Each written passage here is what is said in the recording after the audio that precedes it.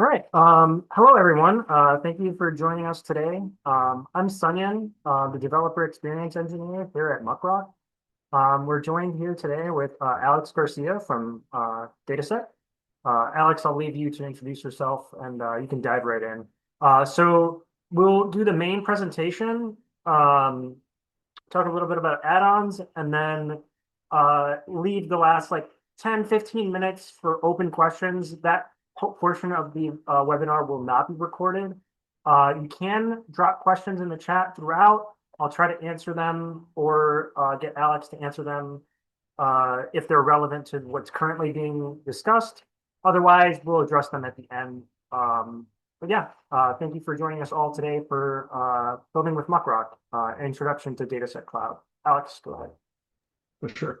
Thanks so much. Appreciate it. Hello, everyone. My name is Alex Garcia. I'm a freelance software engineer. I work on Datasette and Datasette Cloud, as well as a bunch of other different small contract work. And today I'm here to talk about Datasette Cloud specifically. I'll talk about Datasette as the open source project and how you can use it to explore data and, dig into datasets, share queries with teams, all that.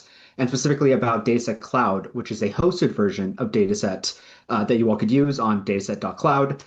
There is access, or MuckRock newsrooms do have access to Datasette Cloud, so I'll talk about how that works specifically, as well as a few features and plugins that we have in the pipeline that might be of interest of you. If you work in a newsroom, if you work with messy PDFs, messy data sets, you want to share queries and data with teams and be collaborative and such, I'll talk a little bit about that as well. So what we have is, before I get into that, I just want to say again, there is a newsrooms who are on MuckRock do have access to Datasette Cloud, and we, Simon and I, who work on Datasette and on Datasette Cloud, we do want to give a special offer for any newsroom who's currently in this chat or anyone who watches this recording later.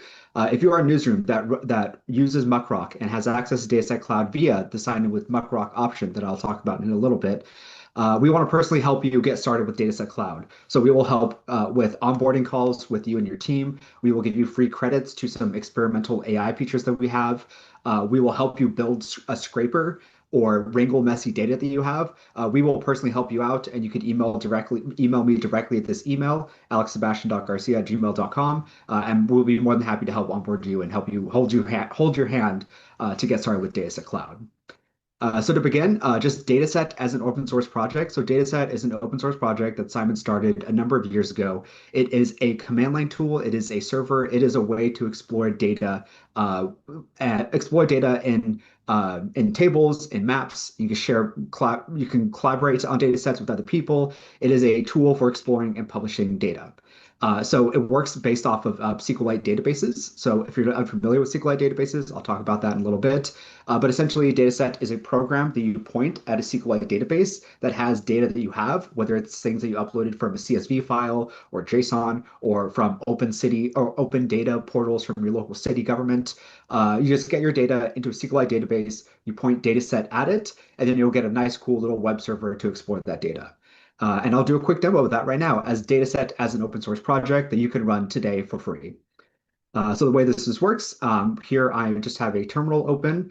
I do have a SQLite database in here. Let me bump up the text. I have a SQLite database in here called CAQ1 FEC reports. So this is specifically a SQLite database that I created that has data from federal campaign finance data for candidates running in California. They have to file periodic financial reports of campaign committees, all that such. So this is one SQLite database that I have, and one way you could use Datasette is by invoking the command line program. So I'm going to call Datasette on this SQLite database, and it will start a server. So I can visit this link, and this is a local server running on my computer, and I can access the data that's inside the SQLite database. So I can access this specific data. I can access all these different tables that are here. For example, this table has all the candidates that are running in California in a House race. I can filter for specific values. So, for example, I am personally in District 40, I think, or is it 41? 41. I'm in District 41, so I can look at all the candidates that are running. Linda Sanchez is the current incumbent. That's what that I flag is right here. If I want to filter this down further, and maybe I want to filter on status, I can facet by on the status column. I believe I don't know exactly what the CNN, what does CNN stand for? I believe C probably means current. Oh yeah, so these are the current people running, the current candidates running in California House 41 district. And this is all done through Datasette. So I was able to filter down to the specific data that I wanted. This link right here, I could share with other people. This does require, so if I want to bookmark this link and come back to this specific filtered view, I can do that. If you're a developer and you like this data in like different formats, there are ways you can get this specific filtered view as a CSV file or as a JSON file. I think a lot of people use Datasette as a way to build external websites or maps, so they can use, get your data in a SQLite database, put it in here, add whatever filters you like, and then you have a JSON endpoint you could use to build a map, build a custom table, that's all that sort of stuff if you're a developer. So again, a Datasette is an open source project. You could use it today for free on your computer. It requires a little bit of know-how on how to run a command line interface, install Python, but it is free and available for you to use. Um, and I think one nice thing about SQLite specifically, if you've never heard of SQLite, SQLite is it's a file format where a database with all these tables are in specifically a single file. So it is very easy to get started with SQLite. Every single programming language in existence has a SQLite client library. So no matter if you use Python, Node.js, Ruby, R, Elixir, whatever random programming language you have, there is definitely a SQLite library you can use to export data into SQLite. So for example, if you already use Python and pandas to do some data wrangling on whatever data that you have, there is definitely a function out there to convert that data frame into a SQLite table. There are command line tools all over the place to get data in specific formats or from different places into SQLite. The way that I ran the way that this data came from, this California specific thing, is from one tool that I created called libfec. This is getting into the weeds of things here, but FEC data is very hard, very complex to use. So I built this little tool called libfec. It is a command line interface where you can export data from the FEC into a SQLite database. So this requires a lot of different API calls, a lot of whatever, but the idea of just getting that data into a SQLite database, no matter what tool I use, whether it's this custom libfec thing, whether it's a Python script, R, whatever. As long as you can get in a SQLite database, you could point Datasette at it, and you'll get this nice little UI for filtering, sorting, order by, all for free, all on your local computer. Um, also, Datasette is extremely extensible with plugins. So, for example, using this same dataset, I have a plugin that built off of this libfec thing, where you can add custom UIs on top of this data. So again, the data that I was showing you before with all that California financial FEC data in, the tables are a little bit hard to read because FEC data is extremely messy, extremely complex, and not fun at all. So I built this Datasette plugin on top of that to add some nice visualizations to it. So for example, instead of having those complex tables with weird unknown values, instead, there's this libfec plugin that I wrote for Datasette, where I can kind of look at specific filings that I care about. So for example, this plugin creates this view for a specific committee where, I guess, again, getting into the weeds of things for California campaign finance, but Young Kim, she's currently a Republican incumbent, or she's currently in Congress, Republican, and due to the redistricting that California had in this past November, now she is going head to head against another Republican incumbent candidate. So she has one of the most, getting some of them like millions of dollars, one of the most expensive races in in the House race this year. And this Datasette plugin now has has a UI that I built on top of Datasette where you can export that data in an easier way. So you could see there's a nice visualization here. We could see where all the money's coming from. A lot of large donors, a lot of PAC contributions. I can click in to go to the specific data that this data is behind. So for example, clicking on here, now I'm redirected to the Datasette view with the raw data for PAC contributions. And again, FEC data is a little bit messy, but if you go down here, you can see, okay, so she got this value, she got $2,500 from the Affordable Housing Tax Credit Coalition PAC.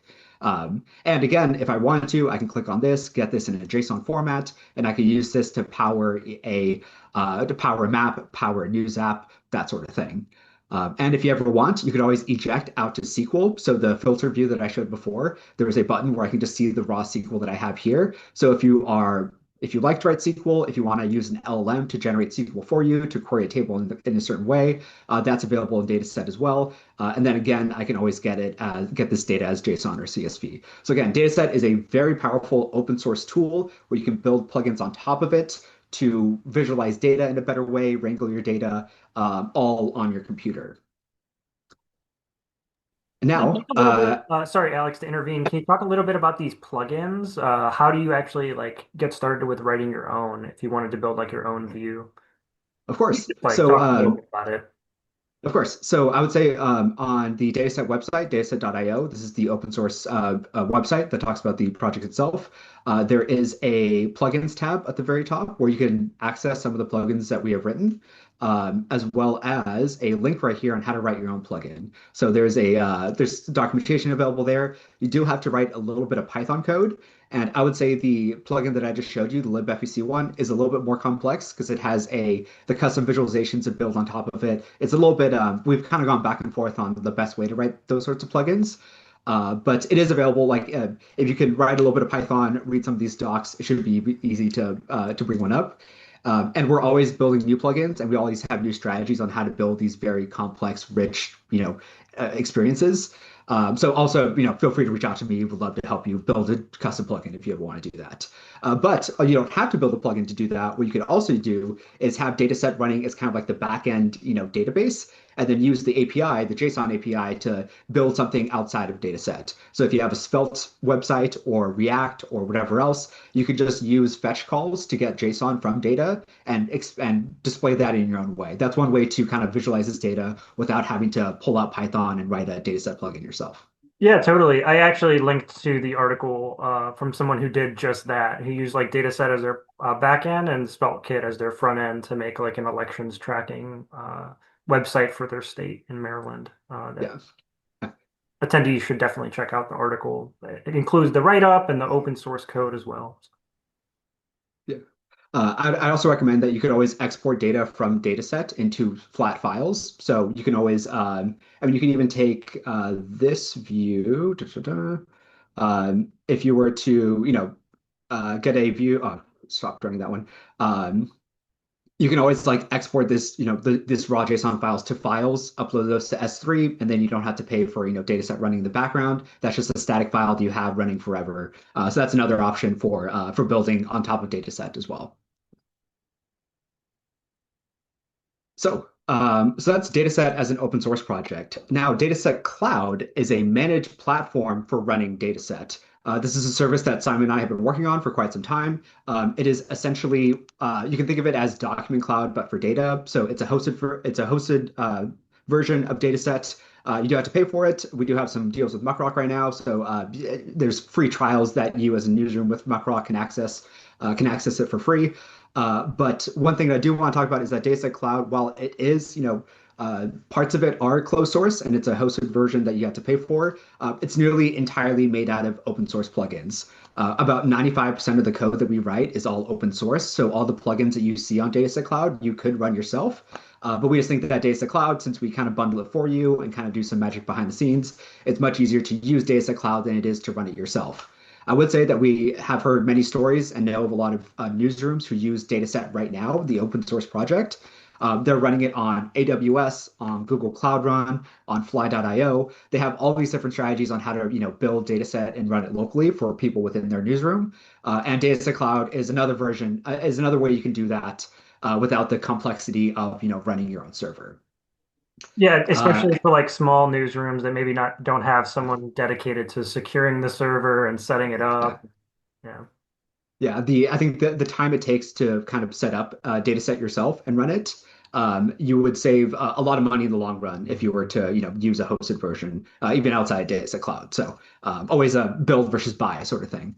Um, so as an example, so I would say for Dataset Cloud, it is possible for you to, let me just rearrange the screen a bit. There we go. So there is a option for you if you go to dataset.cloud and then go over to login. There is a sign in with MuckRock option. I would say if uh, and if you have a MuckRock account, it'll redirect you to sign in with MuckRock, and then it'll redirect you to Datasette Cloud with a new space built for your MuckRock team. Um, I do want to mention that if you do have any issues with this option, sometimes it gets a little bit flaky on our end, just because we have really have so many test accounts on MuckRock, and we haven't fully gone through the wheels in a bit. But if you have problems with the login with MuckRock option, feel free to email me, alexsebastian@garcia.com. Happy to help. But if it all works, once you log in, once you go to dataset.cloud/login, click with sign in with MuckRock. I'm already signed in with MuckRock, and now you'll be redirected to Datasette Cloud, and you'll be given a space for your MuckRock team. This is specifically the Datasette Cloud space that I have that's connected to my MuckRock account, and this is what it looks like. What you will get when this is set up is you will have a URL with your team, with your with your team name dataset.cloud. In this case, we have many Dataset Cloud spaces called Dataset, which is why it's Dataset 4. We went through Dataset 1, 2, 3, and 4, so that's what this version is. But if you work for, um, if you work for a whatever your MuckRock slug, whatever the organization is named in MuckRock, it will be named the same thing on Dataset.cloud. So this is a connected account with my MuckRock account, and this is what Dataset Cloud looks like. I can, just like the open source version, you can go into the specific databases that I have, click into specific tables, and work with that. Um, One way that you can get data inside of Dataset Cloud is by uploading a CSV, which I will do right now. So what I'm going to do is in this database called data, I'm going to use this upload CSV option. I downloaded this CSV over here. So this CSV, I'm going to upload it as a table called legislators. This is a CSV of the current people who are in Congress. This is from a open source project called, let me see if I can pull it up real quick. Congress, yeah, there we go. United States Congress legislators, they're on GitHub. They have extensive data and they up to date data on like specific legislators who are in the House or Senate, as well as like historical data as well. They keep things very up to date. So even the two resignations that just happened like 2 days ago, they already have commits for.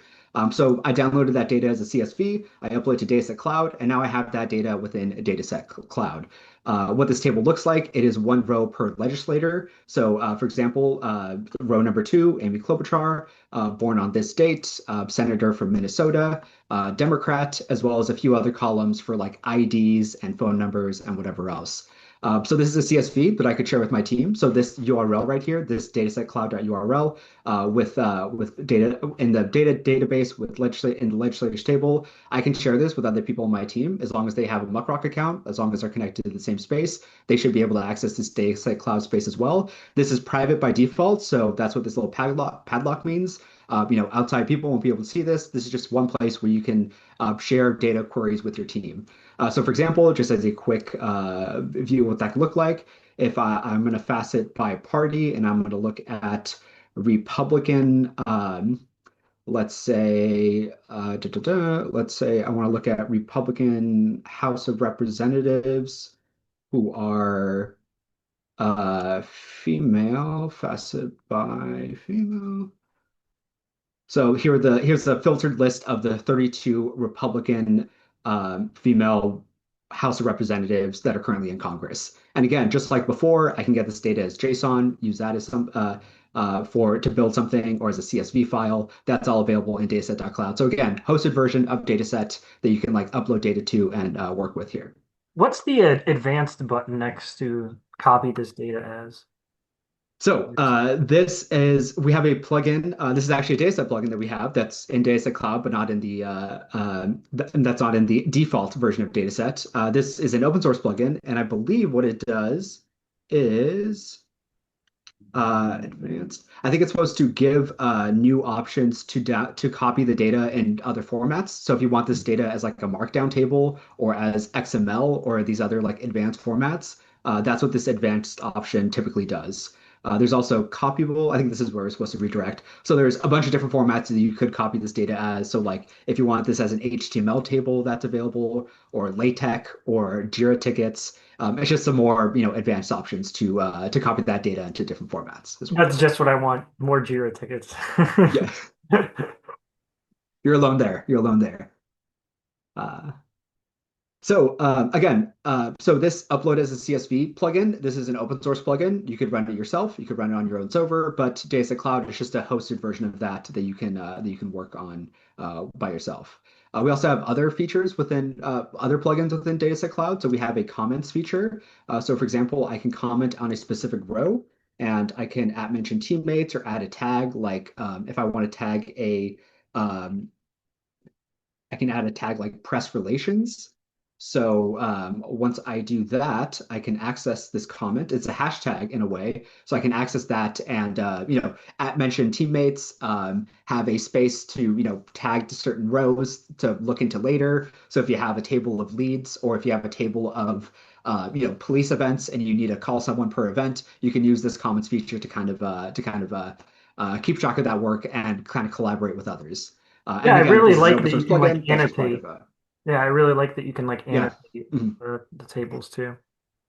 Yeah. And you could always resolve the comment as well. So like once you go for it a little bit and go back and forth with some team members and do reactions and all that, once it's complete, once you don't care about it, you can resolve it and then you're good to go. So, and you can always go back and like back it up or get older versions of the comments if you ever wish. Yeah. Uh, Also, one other feature of Datasette Cloud that currently exists is you can always publish this data. So if you did want to, this specific space that I have may not have this feature, but if you do want to share this table and with the broader world, there's a way that you can first add metadata to a specific table. So just, title, description, licenses, that sort of thing. So if I wanted to go back and link back where this data came from, Congress, legislators. I can include that in metadata. I can include the licenses and the source of where it came from. Um, and that metadata will appear next to the table name. And then again, if I wanted to publish this to the world, this would go on a separate domain called datasette.site. So you would be able to publish that, work with other people, and it's an opt-in feature. So if there's, if you have other tables that you do not want to share with other people, you can have that saved as private as always. And then specifically select specific tables to publish and build APIs on top of that. That is available to you as well. There's also an API token system. So if you want to have an API key that has access to a specific table or has write access to a table, so it could insert rows but not delete them. Or if you want to explore, all the different ways of doing it, you can create a scoped API key that expires after a certain point in time. If you do want to build some of these features in a limited ACL kind of way, that's available in Datasette Cloud as well.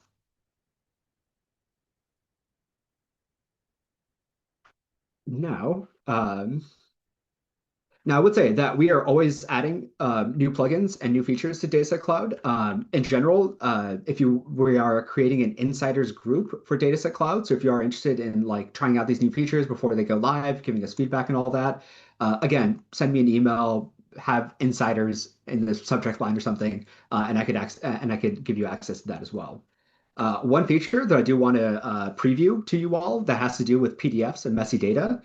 So this is a plugin that I am working on. And again, sorry to go into the little weeds here, but um, so in general, I have a little project that I've been working on, specifically in my local city here in California, Whittier, California, home of Richard Nixon, lovely place. The I'm interested in campaign finance. I showed you the FEC demo before, and there's local, state, local level. All campaigns across the world have to they have all some form of financial reporting that they have to do. So specifically in my city, there is the California 460 form. So this form is a PDF form that, at least on a state and county level, are all electronic. But at my local level, in my local city, they submit these as PDFs to the city. And these this form is essentially saying that like over a certain time period, so this is in the first half of 2025, Joe Vinatieri, who is the mayor of my current city, this is the financial information for his campaign. So he raised $22,000. See, raised $22,000. He spent 16,000. Started off with 31,000, ended up with 36. Just financial information that he's required to report. And there's the summary page, but there's also individual, and later on in the PDF, there are individual rows that talk about individual donors. So this person named Jeffrey from Newport Beach, who was a developer at this place, gave $500. Janet It's from like Mojave done in the Heights gave, right-hand corner. Sorry. You're an what's annotate. up? That's why it keeps popping up. Oh, in the right-hand corner, you said? Yep, done. You're in Oh, I see. Okay. yep, Thank you. there you Appreciate go. it. Yeah, so it doesn't keep hovering for you. Yeah.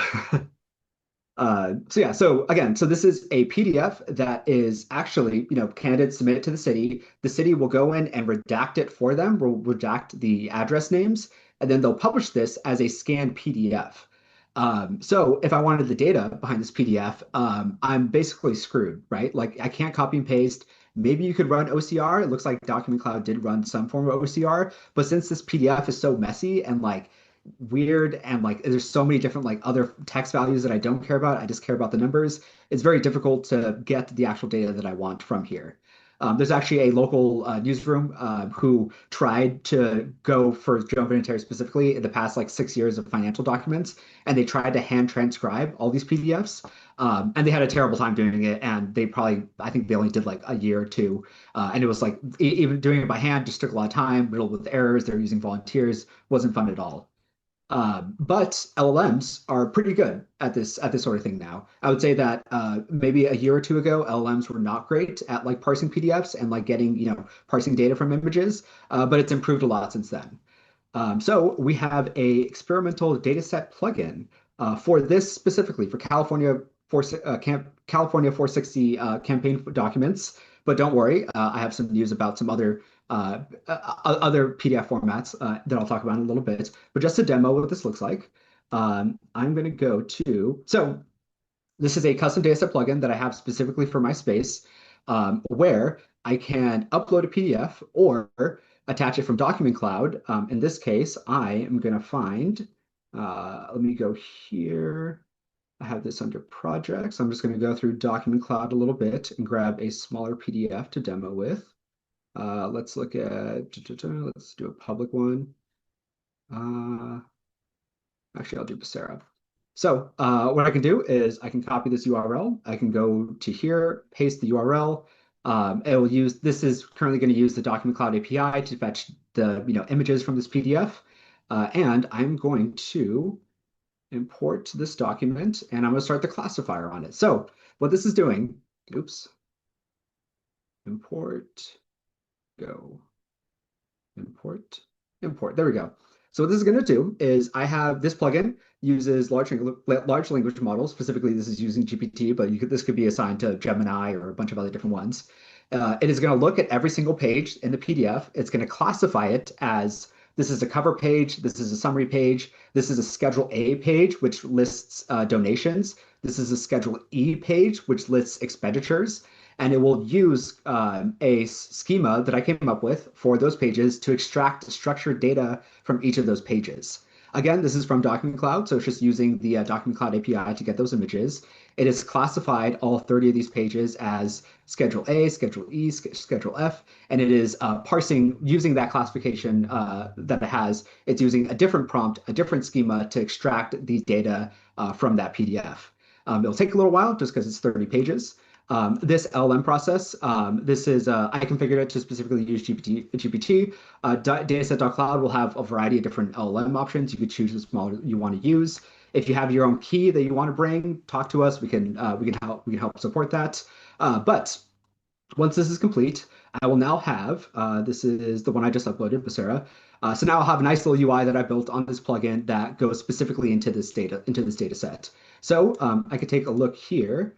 And so it was able to get from top level information on those PDF pages that James Becerra, who actually, fun fact, Joe Vinatieri, mayor for like 15 years in my town. James Becerra was a challenger. He won, he beat Vinatieri by a wide margin, like 67%, just this past week on election day. So this is a very contentious local election that I had. But it was able to parse from those files things like how much money he received for this filing period, the expenditures. I can look at the specific pages left and right, what the PDF looks like, and what the data was able to extract from.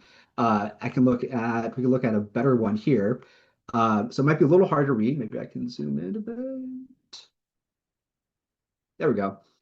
So this page has around five. This is Schedule A, so each row is a single person who donated to James Becerra's campaign. First one, his name was Rhett, individual retired who gave $500, as well as a few others. And I can look at the parsed data that came out on here. Rhett, Gary, Jonathan, right?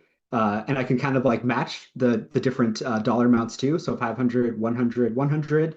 It skipped in this specific case, this might go into the weeds of things, but there's five rows, but it's three individuals who gave money. The two extra rows are intermediary. It's just it's a row that says like where the money came from, but it's not like an individual. So it was able to the LLM was able to, given the prompt that I wrote and given the schema that I wrote, it was able to just from the image extract all this data out into a table that I can use.